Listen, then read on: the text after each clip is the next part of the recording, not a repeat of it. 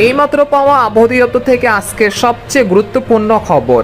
আঘাত হেনেছে প্রবল শক্তিশালী নিম্নচাপ, উপকূলে আশ্রয় পড়ছে বড় বড় ঢেউ।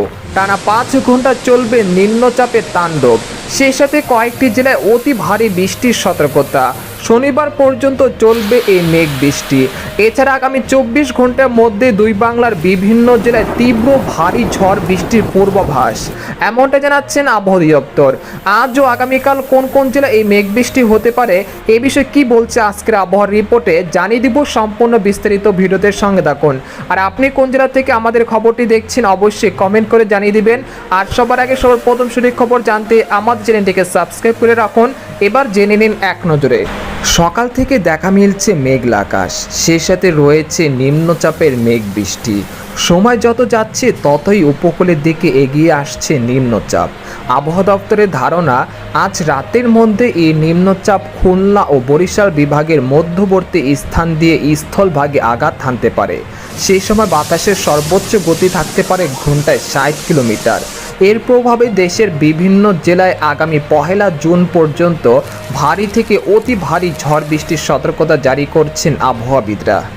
এদিকে আবহাওয়ার আরেকটি সতর্কবার্তায় বলা হয়েছে, নিম্নচাপের প্রভাবে এখন থেকে পরবর্তী 24 ঘন্টার মধ্যে বরিশাল, খেপুপাড়া, পটুয়াখালী, লালমোহন, ভোলা, বরহুদ্দিন, চরফেশন, হাতিয়া, সন্দ্বীপ, লাকসাম, নোয়াখালী, রায়পুর, হাজীগঞ্জ, চাঁদপুর, কুমিল্লা, চট্টগ্রাম, হাটহাজারী, খাগড়াছড়ি, রাঙ্গামাটি, বিলাইছড়ি, কুতুবদিয়া, মহেশখালী, টেকনাফ, ব্রাহ্মণবাড়িয়া, ময়মনসিংহ, নেত্রকোনা, ফুলপুর, কিশোরগঞ্জ ও সিলেট বিভাগের সব কয়টি জেলাতে ভারী থেকে অতি ভারী বৃষ্টিপাতের সতর্কতা রয়েছে শুক্রবার সন্ধ্যা পর্যন্ত।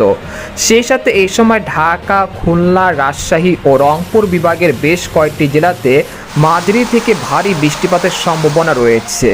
এদিকে সামুদ্রিক আবহাওয়া, বর্তমানে গভীর নিম্নচাপের কারণে উত্তর পশ্চিম বঙ্গোপসাগর বেশ উত্তাল রয়েছে।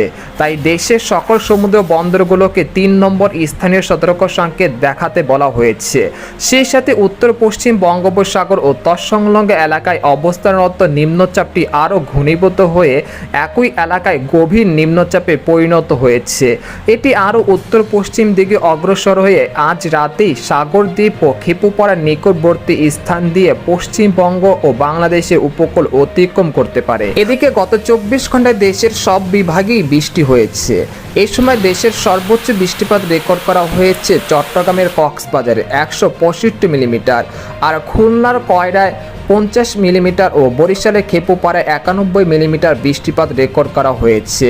তবে এই মেঘ বৃষ্টির প্রবণতা 31 মে বিকেল পর্যন্ত চলমান থাকতে পারে। এদিকে বাংলাদেশের আবহাওয়াবিদ মোহাম্মদ ওমর ফারুক জানান, আজ সকাল 9টা থেকে পরবর্তী 24 ঘন্টায় রংপুর, রাজশাহী, ময়মনসিংহ, ঢাকা, খুলনা, বরিশাল ও চট্টগ্রাম এবং সিলেট বিভাগের অধিকাংশ জায়গায় অস্থায়ীভাবে দমকা বা ঝড়ো হাওয়া সহ বিদ্যুৎ চমকানো সহ হালকা থেকে মাঝারি ধরনের বৃষ্টি বা বজ্রসহ বৃষ্টিপাত হতে পারে। সেই সাথে সারা দেশের কোথাও কোথাও মাঝারি ধরনের ভারী থেকে অতি ভারী বর্ষণ হতে পারে। এই সময় সারা দেশে দিনের তাপমাত্রা 1 থেকে 2 ডিগ্রি সেলসিয়াস হ্রাস পেতে পারে এবং রাতের তাপমাত্রা সামান্য হ্রাস পেতে পারে। তো এই ছিল খবর। এরকম ইন্টারেস্টিং খবর জানতে আমাদের